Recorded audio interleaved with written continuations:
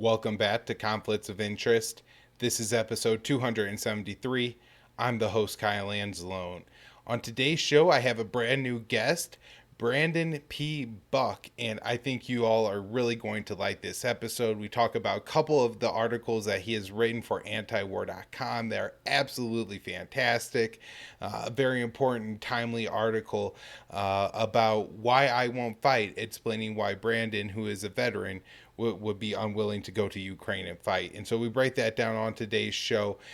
Brandan is a Ph.D. candidate in history and digital history, fellow at George Mason University. He previously studied history at the University of Denver, and he completed his Bachelor of Arts there. He was in the U.S. Army and Virginia Army National Guard and completed multiple tours of duty in Afghanistan, both as an infantryman and an intelligence professional. So he has a really, unique view on U.S. foreign policy altogether.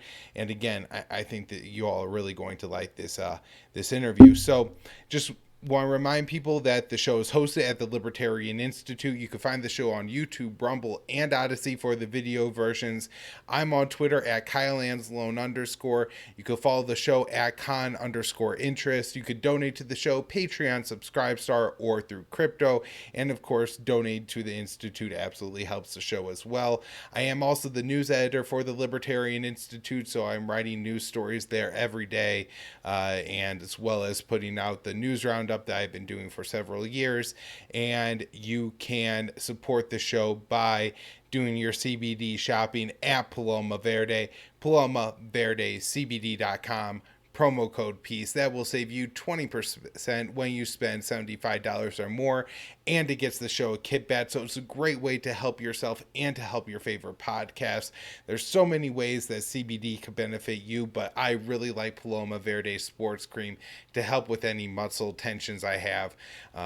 Great way to relax, to not feel so tense or sore after doing a little bit more working out. So PalomaVerdeCBD.com, promo code PEACE. Save yourself some money. Get some high quality CBD products. All right, now let's get into the interview with Brandan. Hey, Brandan, how you doing today? Welcome to Conflicts of Interest. I'm great, and thank you for having me. All right, Brandan. So you have written a couple of very great articles that I've really enjoyed. We've run them as the spotlight article at antiwar.com. The first one I want to talk to you about today, I thought was a very important article, especially with the timing of it. We ran it on February 28th, just days after the Russian invasion of Ukraine, titled Why I Won't Fight. And of course, with the title like that, the I is very important. And so, Brandan, maybe you could just take a minute to introduce yourself to my audience and then explain, I guess, how you ended up writing an article for antiwar.com. So, my name is Brandan Paul Buck. I'm currently a a PhD candidate in history at George Mason University. Prior to that, I worked in the intelligence community for about 6 years. And prior to that, I was in the Army from 2001 until 2004. I served in both the regular Army and the Virginia Army National Guard. And so it was sort of in those experiences, I kind of had a bit of a, I guess you could say, a political transformation from something of a, kind of a center left liberal internationalist until something more sort of, right wing libertarian. And so uh, when the crisis started, I felt that, I had to at least stand up and be counted as someone who at least just wanted to pump the brakes on this crisis. I think sort of, most people within uh, you know, my career field, being academia, just sort of, jumped to the barricades for Ukraine, and was advocating for a stronger sort of American response. And I figured someone in my position, with my experience, needed to come in and argue the opposite case. Right, right on. And so you mentioned in your article, I think that you say, I think on your 30th birthday, you were doing your fourth deployment. And so That sounds like quite a lot in just the few years you were in. Did those, I guess, experiences in the army shape, uh, your current outlook, or was it things that happened after? Well, it was a process. It's sort of hard to put like a final date on it. So my first tour was with the Virginia Army National Guard from the summer of 2004 until 2005. It's quite fortunate that I didn't really see much action at that time because the war was in kind of a lull. And then I went back at the tail end of the Obama surge, and I did a series of shorter deployments as a member of the intelligence community in support of special operations forces. And it was juxtaposing those two experiences, which pushed me over the edge and sort of realized that this thing wasn't going to be ever won. It, um, I was There was this little town called Jonda where I'd spent a lot of time as a member of the National Guard in the spring summer of '05. You could walk down the street, with no body armor on, lightly armed, to go buy cigarettes and soda, as we often did. And then when I went back in those later periods, that small town had turned into like this Taliban hotspot, and I was just confused as to why. This just kind of blew my mind. And then just going through all of the reports, because I was an intel guy, so I would just basically read these things all day, and there was just a common occurrence, and people our assets would ask like kind of what's going on in these villages, and whenever they would ask about the sort of Taliban resurgence, they would get the same response: is that basically we're tired of the bedlam, we're tired of the lack of rule of law, but we don't trust the Afghan government because we think there are sort of corrupt, effete Western contrivance. So the Taliban is the sort of lesser of two evils, well, lesser of three evils. The other one just being complete anarchy. And so it was seeing those two things together, which was sort of the kind of nail in the coffin of my sort of idealism. Like along the way, there had been smaller sort of smaller incidents, just the kind of everyday waste, fraud, and abuse that you sort of see in government. And so just this collection of small things just kind of made me just realize that it was time to go, and I had sort of changed my thinking. And also, the starting of the Libyan and Syrian wars, along with Yemen and the expansion of the war in Pakistan, and all of these sort of promises about retrenchment, which were completely forgotten, made me sort of realize that the whole project needs to be rethought. Okay, so that I mean that's a really interesting story, and thanks for giving us all those details. But now we are in a position where there's fighting going on in Ukraine, and I guess there are people, Americans with your background, that are going to Ukraine to fight at this point. And you make it very clear that you don't want to be a part of that. And I think in a greater sense, America really shouldn't be a part of that. And so, I guess why do you differ from so many others? That's tough to say. There is this strange phenomenon in history of veterans of America's last war going off to go fight in foreign wars. This is a thing uh,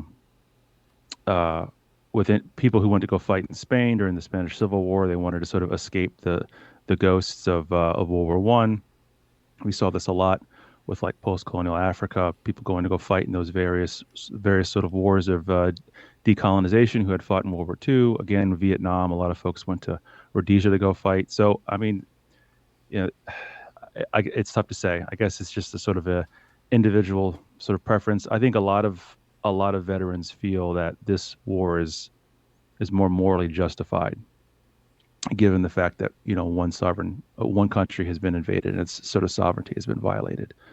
Uh, I have a much longer view of this conflict, as I think that most people do, on who fall on my side of this crisis. That this thing didn't start 2 months ago. It didn't really even start in 2014. So I just take a much fuller.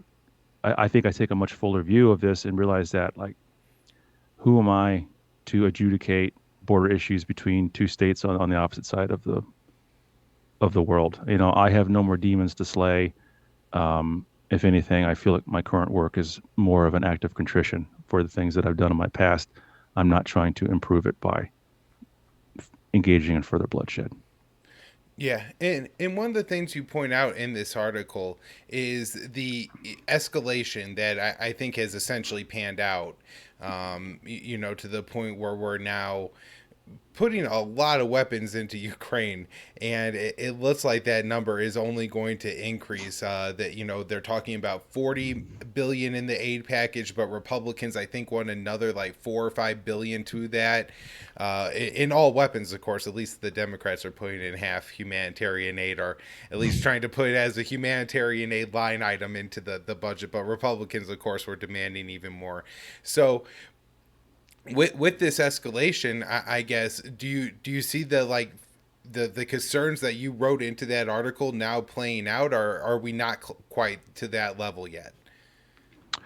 Well, I thought it was telling. So I'm not fully up on the news right now, but didn't the Biden administration label it's one of its last aid packages as like the Lend Lease to Ukraine or something like that? They They tried to sort of revived the Lend Lease Act. So there was right, it was actually a bill that Congress passed, and I don't know if it's going to actually increase any, are there more weapon transfers, but I think the kind of thing is that they think, are they're saying at least, is going to increase the pace of them. Now, once they get into Ukraine, can they even get to the front lines is a question right. that seems to be worth No, asking at this it's point. But just yeah. it's the use of that language which is interesting. This sort of constant invoking of World War II as if we're perpetually stuck in 1939. Um, People seem to forget that wars don't have solid start dates. They often don't have solid end dates. Our experiences with World War II are sort of atypical and also not entirely valid, right? Like we think that the war started on December 7th, 1941. I mean, maybe maybe someone who's a little bit more astute in history knows it started in 1939 with Poland, but then again, it didn't start there either. And America didn't get drawn into that war or World War One overnight.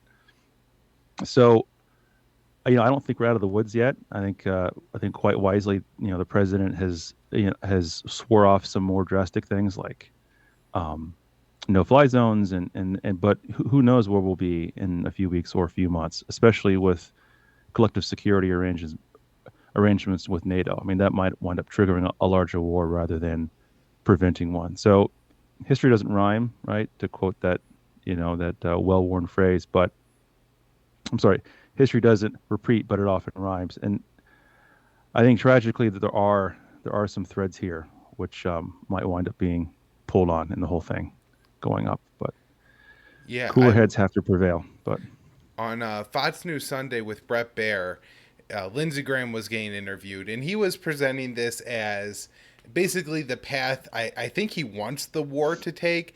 But I'm actually concerned that he might be right, and this is the path the war could take, suggesting that Russia is going to double down in Ukraine. And so Lindsey Graham said the U.S. position will be to triple down. Essentially, we think, or Russia has the idea it has escalation dominance in Ukraine, and we're going to show them that they're wrong. And he basically says this is going to eventually provoke Putin into using chemical or nuclear weapons.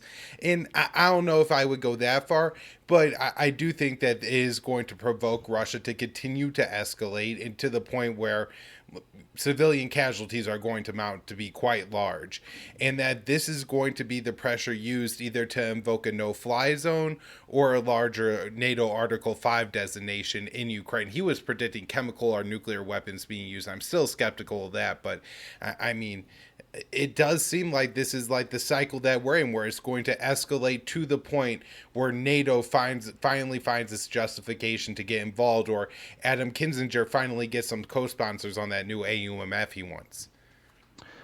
yeah, I think we need to disabuse ourselves of this idea that this is purely about the protection of Ukraine's sovereignty. I mean, this is the impression that folks might have when they change the flag on their bio on Twitter. And I'm not trying to just sort of besmirch those folks, but people within let's just use the phrase the power elite or the blob or the military industrial complex, whatever sort of word you want to use. They want to use this as a means to induce regime change in Russia. I mean, I've worked with these folks, these kind of neocon, neoliberal, sort of hawkish folks, and they really do believe that history is on this progressive upward stride, and in order to sort of achieve that, Putin has to go. And I don't know.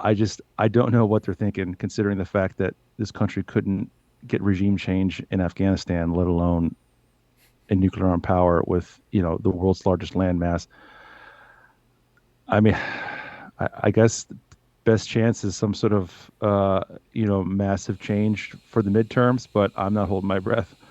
So Right, and I mean, is there any indication that the Republicans, at least the congressional type Republicans, will be any better? I mean, you have like even Noam Chomsky kind of admitting that at least Trump is kind of interested in diplomacy here, and that might be worth talking about. But overall, I mean, if we look at what he actually did with his presidency, he armed Ukraine, and I think really beyond what Obama did, set us on the path to get involved in the type of conflict that we now have in Ukraine.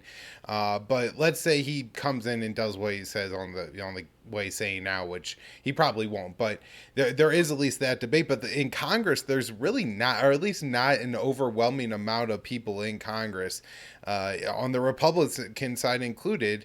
I think the Adam Kinzingers, the Liz Cheneys are far more dominant and prevalent in the Republican Party still. yeah, it's going to take a huge change with the primaries here in the spring, and then whoever is elected in the fall. I still think, despite all of their flaws, and there are many, like you said, Trump was pretty terrible on foreign policy, despite his rhetoric in 2016. That foreign policy in this country post World War II is fundamentally liberal. It holds up a promise of egalitarianism, of cosmopolitanism, technocracy, and materialism. So it's going to be difficult to get a large chunk of the Democratic Party, I think, at this point, to really question the central core premises of American foreign policy. I think when it comes to regime change like Iraq and Afghanistan, obviously there's a pretty solid moral argument to make. But to really get to the core of the issue, you're going to have to ask some pretty difficult questions about America's role in the world. Um, and as of right and at right now, I think the core of that's going to have to come from the right in the GOP. Not all of it, but I think this is a charge they're going to have to lead. The question is who's going to actually hold office come the midterms and beyond. I mean, there is one thing that Congress can do, and that's the power of the purse, right? Basically, what Congress did in the waning days of Vietnam, they just said, "Look, it's over. We're not going to fund the war anymore." I think for those of us who want some kind of de-escalation, that's what it's probably going to have to take. I know it's a bit of a long shot. I know a lot of folks in the libertarian side aren't too keen on politics. I'm not either, but right now, politics is probably our best shot at making some kind of substantive change here. Yeah, no, I mean, because the narrative is absolutely dominated right now, from the pro-war standpoint. I mean, they really do are pro-war. They're pro going to war in Ukraine. That's some of them with American soldiers, others just keeping the Ukrainians fighting as long as possible. But there's really no effort at a negotiated solution here. And so, one of the things that you go through in your article is the history. And I guess did you think before this that there were off ramps that could have been taken to avoid this conflict, or was it inevitable that Russia was eventually going to invade Ukraine just because, fall of the Soviet Union, Ukraine becomes independent?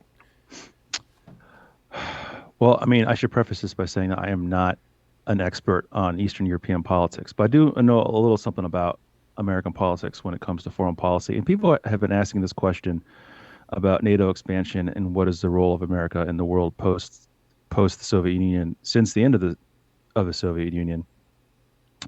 And people in Congress, to include both people in both parties and both the left and the right, have also asked sort of substantive questions about NATO and its role in Europe, and whether or not Europe should shoulder the burden of its own defense. So I think given America's foreign policy in the 1990s being basically a continuation of its foreign policy from the Cold War, set this up. That isn't to excuse Putin, as I say in my article several times, but people don't make decisions in a vacuum. If he does feel like he is enclosed, enclosing on him further is probably not the way to get out of this situation. Various there are other models. I mean, Finland has been armed in its own neutrality since the end of the Cold War. You know, did did Ukraine have to join NATO in order to ensure its own security? I'm not convinced of that. I think I agree with Mearsheimer that the U.S. government made assurances to the Ukrainian government that it could not fulfill, and it basically set up this situation. Yeah.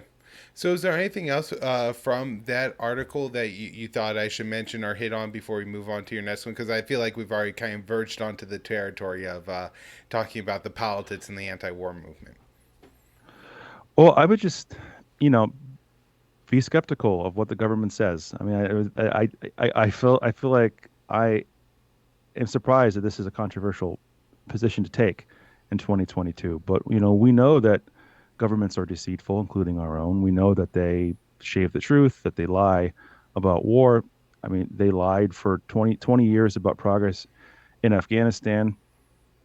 I was sitting in the room when a lot of these claims were being made, and it was very obviously in contradiction to what was happening on the ground. Of course, Vietnam, we know about, now in hindsight with the Gulf of Tonkin resolution. World War II, as I said in the piece, FDR sort of concealed his desire to get into that war, and of course World War One. So, people haven't changed human nature while constrained by institutions and mores of the time. It's still largely the same. So, I will be skeptical of both what certainly what the Russian government is saying, but certainly that of our own. Yeah. I gotta ask you this though. So how is it that it's me, it's you, it's this very small section of Americans in the anti-war, anti-interventionist movement? I guess it goes all the way out to maybe somebody like Tucker Carlson, who really were like chafed and so mad about being lied into Iraq that we don't just accept the government narrative anymore. But if you just go out and talk to people, Russia bad, Ukraine good is pretty much the narrative that you're going to get. And there's just a full on believing of, the same old war propaganda, just disguised slightly differently. But we're even again talking about Putin's going to use weapons of mass destruction. Putin's Hitler. He just kills civilians for the fun of it. He wants to carry out a genocide against Ukrainians. I mean, all of these things clearly, if you look at what's happening in Ukraine, aren't true. I mean, it could be a brutal war. War is terrible, and this war is no exception. The world would be a lot better if Putin had invaded Ukraine. Absolutely, but words mean things like genocide or like in propaganda is propaganda. And so if you don't have evidence he's got to nuke Ukraine and you keep saying he's got to nuke Ukraine, that's a real problem. So I don't know. It's amazing to me.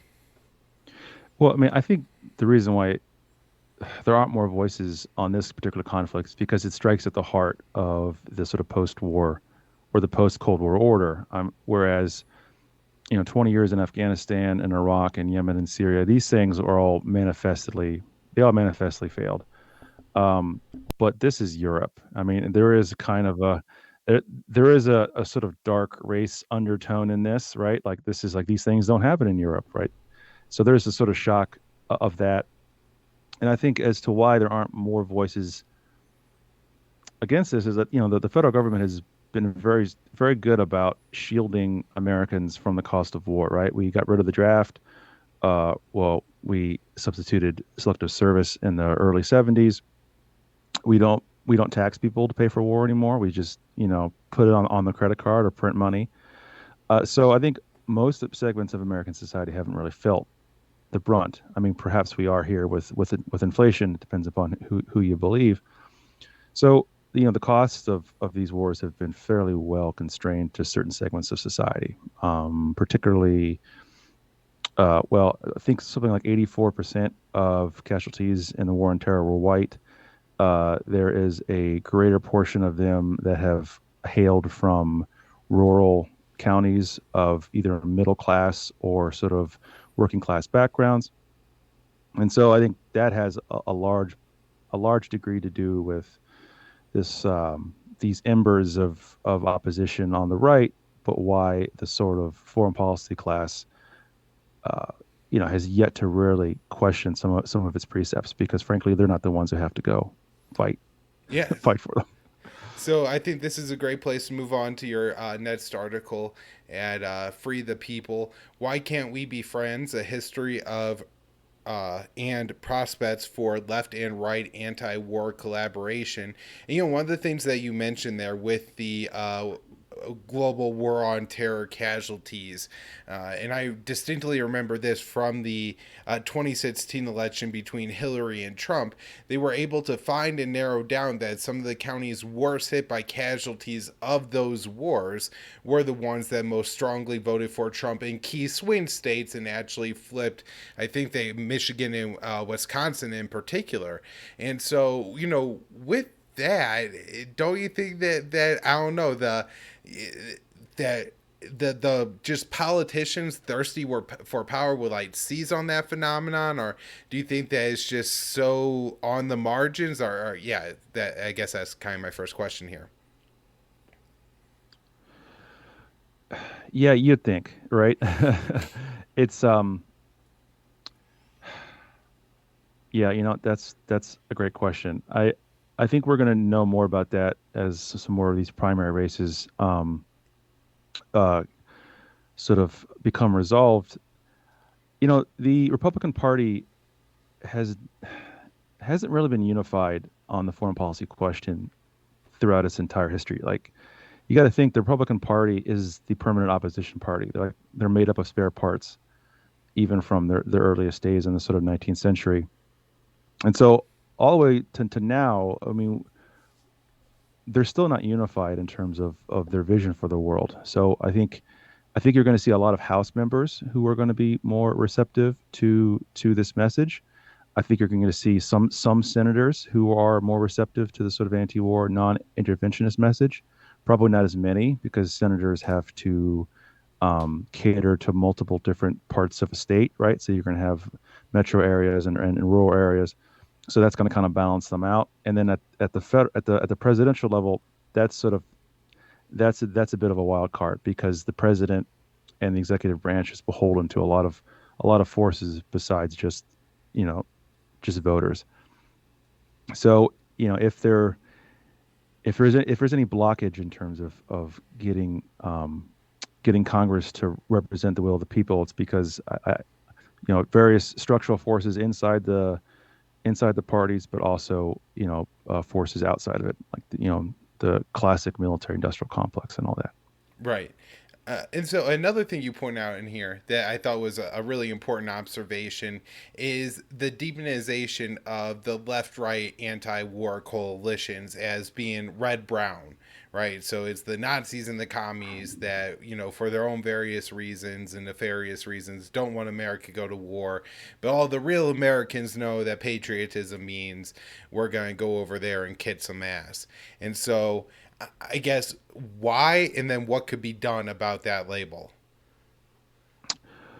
Well, why is because it's been effective. So, in the run up to World War II, were there members of the old right or conservatives in general who held sort of anti-Semitic views? Yes, those people did exist. Father Coughlin was quite popular, very anti-Semitic. You had the sort of silver shirts, and also, of course, the sort of American Boond. Uh, but did those illiberal people represent the views of most of those who wanted to stay out of World War II? No, no, they didn't.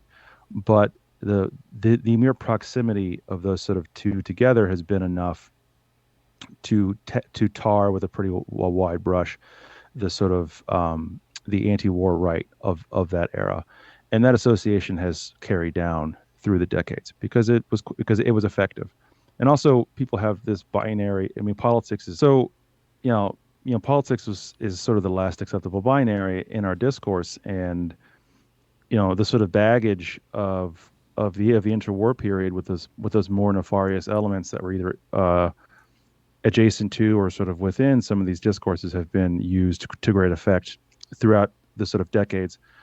Even in the 1960s, I mean, people who know a little bit about Barry Goldwater know that he was called a fascist and sort of all that, like the John Birch Society, who were had some out there beliefs. I'll sort of admit that, but were used as a means to sort of discipline uh, the right. And so, these tools have been quite effective. So, like, if you're a member of the consensus, why would you give them up? And for the left, it's sort of the opposite. It's the same mechanisms, but instead you use sort of tenuous connections to the American Communist Party or other kinds of sort of radicals to call into question their sort of loyalty or their dissent on sort of foreign policy questions. So we saw, like, in in the 50s there was a lot of anti-nuclear activism that emanated from the left, and these people's patriotism was sort of questioned and sort of suppressed. This is why American politics um, really sort of constrained itself from about 45 to say sort of 68. But in the period after that, the sort of vestiges of the old right were effectively politically suppressed, and some of the more radical left wing opposition to, say, Vietnam was sort of curtailed and eventually sort of diffused as America was able to sort of ramp up again during the sort of last half of the Cold War. And so how do we escape that today? Well, I mean, thankfully, we're doing it right now, right? We have this miracle of the sort of internet. We don't have to. Well, there are efforts to suppress these kinds of conversations, but they're not going to have the same kind of effectiveness as the FCC and the IRS or any kind of sort of government action. But I think as individuals, we just need to be smarter consumers of media. We need to ask ourselves, are the labels being used upon individuals? Are those being used for a reason? Is there a political angle to them? Because usually there is. That isn't to say that there aren't some truly illiberal or odious people on the edges who have very similar views of foreign policy that I do. But I think it sort of has to start with sort of individuals. Yeah. So I guess when things come up, right? So we currently have now a big national debate on abortion where there's not exactly a split between like libertarians and the leftists on these issues because the libertarian position is kind of in the middle on this. A lot of libertarians prefer states' rights or will go that way. And even maybe some Republicans will go that way to try to bridge that gap. But you do have these issues that pop up where it's a domestic issue where there's going to be some pretty intense division on each side. And, we've already seen some actual violence being carried out here. I don't want to like exaggerate or blow it up, but there were like a couple buildings burned down, a couple of offices in I think Portland or something were vandalized because they were pro life and things like that. So how does the anti movement move forward with a different issue being put front and center in the nation, which is going to divide it? And again, you're going to have people on each side use the violence carried out to say how could you possibly associate with people who associate with them. Ooh, that's a big question, man. you know, I don't know. I think politically, there is an opportunity now with like I said earlier, with the primaries coming up for who's going to sort of run for office. I mean, man, I don't know. I wish I had a better answer. I think it's just going to have to. We have a very quick news cycle in this country, so I imagine that the sort of next thing will be sort of brought to the fore. I don't know, man. I think it's just going to have to be continuing to educate people about just how impactful foreign policy is to their life, right? Talk to them about inflation and how one of the reasons why they can't afford, their weekly groceries is the continued money printing, much of which is going to sort of fight these sort of needless wars. I think education, and then with some situational voting, right? If you're living in a deeply blue district, but you lean red or lean libertarian, see who's running in the upcoming primaries. Perhaps it'd be useful to sort of cross the aisle and sort of push that person forward. We've seen glimmers of this, right, with Yemen and some of the other sort of issues on the periphery. So I think there's still hope. I think a lot of the other domestic issues sort of distract, but unlike the past, I'm not convinced that they're going to be as effective because I think as I talked about in the piece, with the threat of communism or the threat of fascism, both of those were effective in terms of culling domestic opposition to foreign policy. I have a hard time seeing President Biden's current calculation of autocracies versus democracies as having that same kind of impact because there's not really this sort of odious overseas threat that has a very distinct ideological persuasion. Now, of course, that might change with China, but I think as of right now, I still think there's hope despite these other domestic issues. No, I absolutely agree with you, and I wish I kind of knew why a little bit more, but I feel like the anti war left and right vaguely have done a fairly good job through the Trump years, through COVID, of navigating and continuing to prioritize the anti war message and allowing the other disagreements to at the least fall by the wayside, if not, finding out some way to actually agree to disagree on it and just like on COVID, people, I think, kind of everywhere agreed that a lot of the things the government did hurt the poorest people, the workers, even if, they had different opinions on the virus itself. And that's a way that you could have a small conversation about COVID with somebody who's, on the anti war left and agree and just leave it there. So I for whatever reason that has, I think, been somewhat productive and does explain that there is a little bit more, I think, of a non-interventionist conversation in the U.S. Over the past few years, although obviously this Ukraine and just how effective they've been in managing the narrative here kind of makes me think that we're not doing quite as well as I had hoped.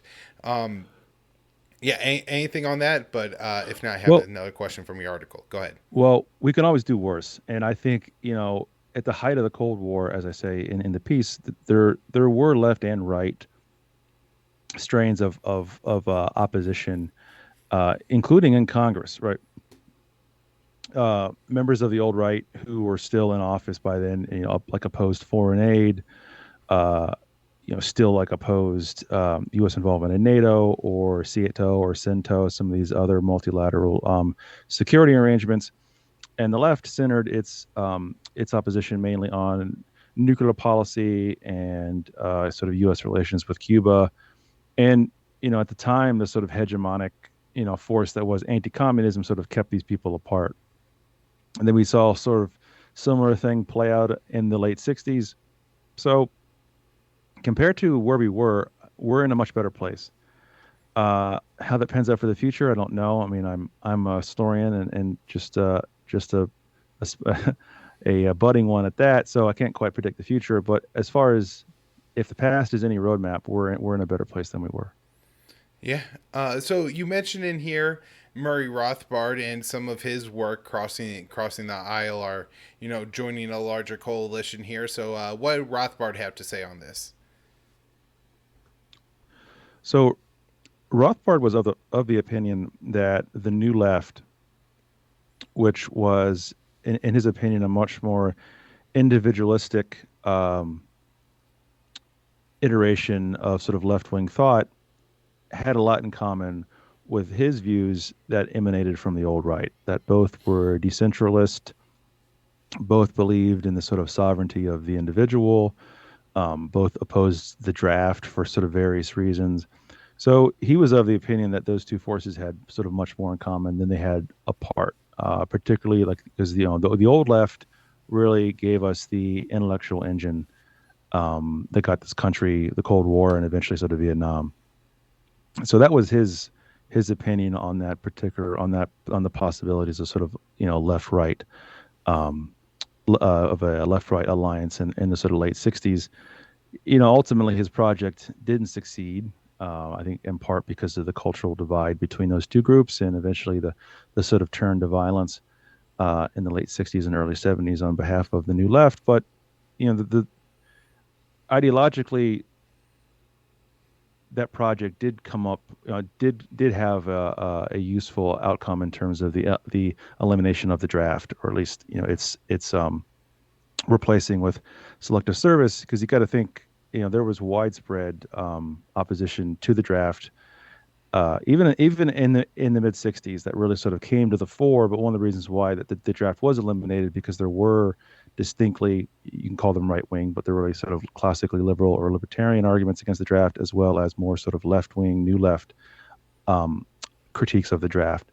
So in that respect, his project worked. And if you read some of these sort of new left folks, there's a guy named it's a Domhoff.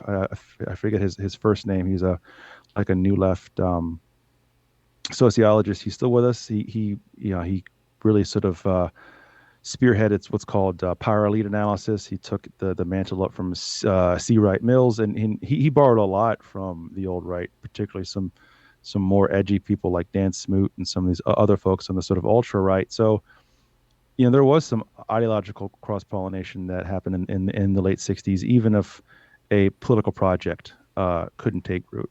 And as I say in the piece, I think one of the reasons why that project couldn't take root is because the last vestiges of the old right were being either purged or dying off or sort of losing elections. And then in the late '60s and early '70s, and in its place was the new right, which is much more amenable to Cold War foreign policy across the board. So again, we're not quite living um, in that world, and I think that's something that should portend well. I think it's going to be far more chaotic than earlier sort of transformations in foreign policy thinking. I think the question is whether or not there's going to be enough of a force to push change in Washington. But I don't see any kind of hegemonic foreign policy identity emerging out of this crisis. I think it's going to be sort of more forced consensus, going forward. All right, Brandon. Well, thank you so much for coming on the show, and tell my listeners where to follow you and where they could support your work. So if you want to follow my work, you can follow me on Twitter at Brandon_Buck. That's Brandan underscore BUCK. And again, if you want to follow my website, it's BrandonPBuck.com. It's BRANDANPBUCK.com, all one word. And so, yeah, All right. that's it. Thank you. Thank you for Thank having you. me.